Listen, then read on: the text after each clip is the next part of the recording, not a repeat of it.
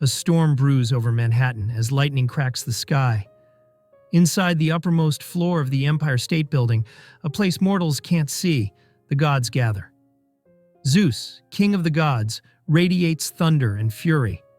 Facing him, Poseidon, calm yet imposing, with the ocean's strength in his eyes. Zeus, your son has stolen my bolt, Poseidon. The weapon of the gods. Do you deny it? Poseidon, he doesn't even know who he is, brother. But Zeus won't be swayed. He gives an ultimatum. Return the bolt before the summer solstice, or war will rain down upon the earth. Cut to a teenage boy underwater, eyes open, serene. That's Percy Jackson. He doesn't know it yet, but he's the son of a god.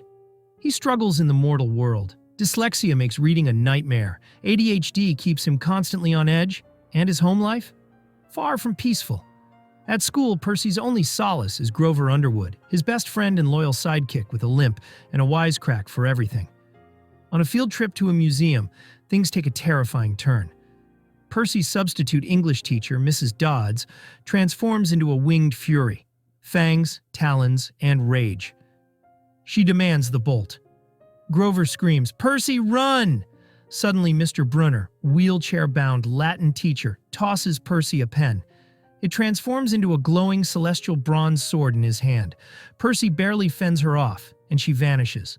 Shocked, confused, and breathing heavy, Percy is now on the run from monsters he didn't know existed. Back home, Percy's mom, Sally, doesn't hesitate. She knows it's time. She loads Percy and Grover into the car and races toward Camp Half-Blood, a sanctuary for demigods. But the monsters are faster. In the woods, a monstrous minotaur crashes into them. Grover transforms, revealing goat legs beneath his pants. Percy watches helplessly as the minotaur grabs Sally, and she vanishes in golden light. Gone. Rage takes over.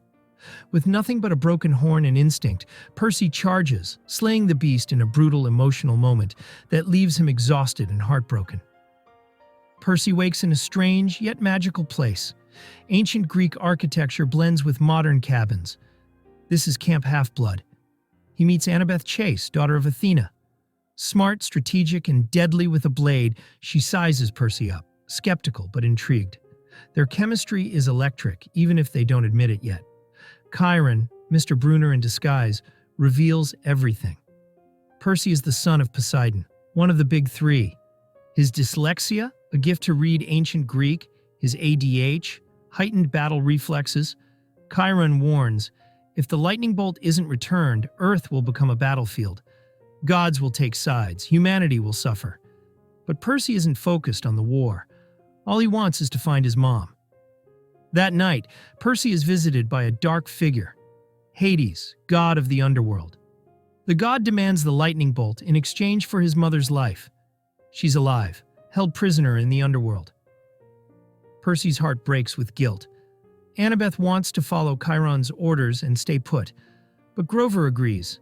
They have to go. Luke, son of Hermes, steps in and offers his help, giving Percy a map to the underworld and gear for the journey. Winged shoes, a special shield, and instructions to find 3 green pearls from Persephone. With them, they can escape the underworld once they've rescued Sally. And so, the quest begins. The trio's first stop is a garden center in New Jersey. It's oddly quiet. Too quiet. Inside, they meet a mysterious woman with a veil over her face. It's Medusa. Her lair is filled with stone statues, all once living victims. Medusa traps them. Percy is nearly frozen by her gaze, but with Annabeth and Grover's help, and a well-timed distraction, he slices off her head. It's a gritty, emotional battle, and Percy comes face to face with what it means to kill, even in self-defense. He finds the first green pearl hidden in her bracelet. One step closer. In Tennessee, the team faces a hydra in the Parthenon. Annabeth draws its attention, moving like a warrior goddess. Percy flies using the winged shoes to retrieve the second pearl from the crown of the Athena statue. Just when all hope seems lost, Grover uses Medusa's head to turn the hydra into stone. Their teamwork is growing. So is the bond between Percy and Annabeth. That night, beside a swimming pool, Annabeth opens up about her complicated relationship with her goddess mother. Percy listens, really listens. There's a spark, a glance, maybe more. In Las Vegas, they arrive at the Lotus Hotel and Casino. Everything is strange. No clocks, hypnotic music, and guests who've been trapped for decades. They unknowingly eat enchanted lotus flowers, losing track of time and forgetting their mission. Percy dances, Annabeth laughs. It's the first time they feel like normal teens. There's even a near-kiss moment, tender and real. But something isn't right. Percy hears Poseidon's voice in his head. Stay focused. Time is running out.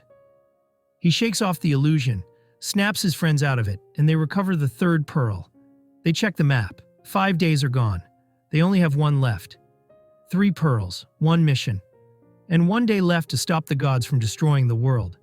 Percy, Annabeth, and Grover arrive at the entrance to the underworld, a cracked Hollywood sign, beneath which lies a chasm of swirling mist and darkness.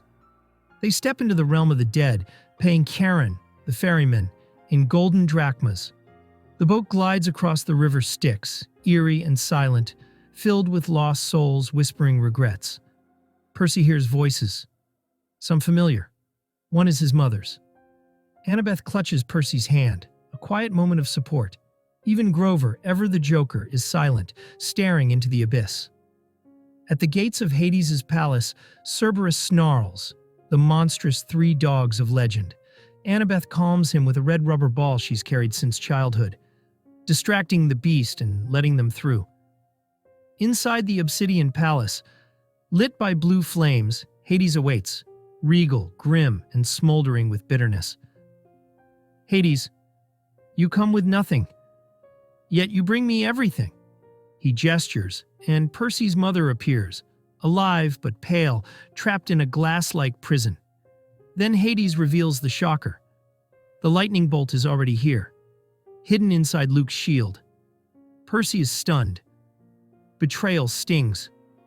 Luke, the one who helped him, planted it all along. Hades, with the bolt, I will rise above Olympus. No more shadows. No more being forgotten. Suddenly Persephone, Hades' wife, steps out from behind the throne, her face a mix of beauty and defiance. She's had enough of Hades' tyranny. She grabs the bolt. Persephone, you imprison me here. Time to feel what that's like. With a blast of divine energy, she hurls Hades back, freeing Sally and handing the bolt to Percy. But there's a problem. Only 3 pearls, 1 for each person to escape. Grover makes a choice, a heroic, heartbreaking choice.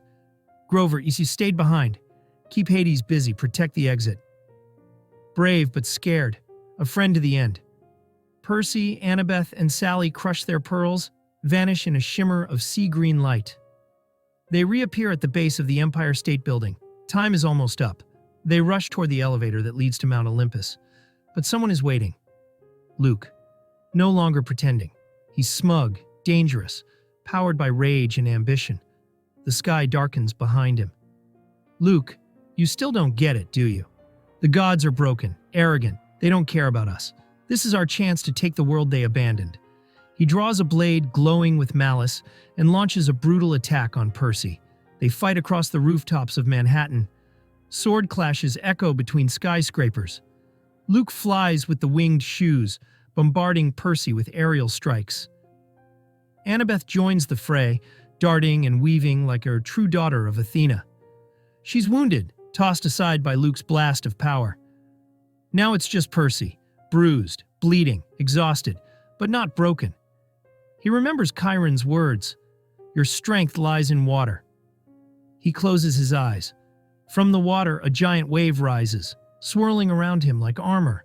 With one last surge, Percy hurls himself forward, clashing blades with Luke midair. It's brutal, emotional, furious. Then, a final strike. Luke falls, disappearing into the shadows below. The elevator opens. Percy, holding the lightning bolt, ascends to the realm of the gods. Mount Olympus is breathtaking. Floating palaces, thunderstorms swirling around marble columns. The throne room glows with divine power. Zeus stands tall, electrifying and furious. Poseidon appears beside Percy. not just as a god, but as a father. For the first time, they look at each other not as strangers, but as family. Percy to Zeus, your bolt was never mine, but your anger could have cost millions of lives. Zeus takes the bolt, eyes burning with judgment, then nods. Zeus, you've done well, for a boy.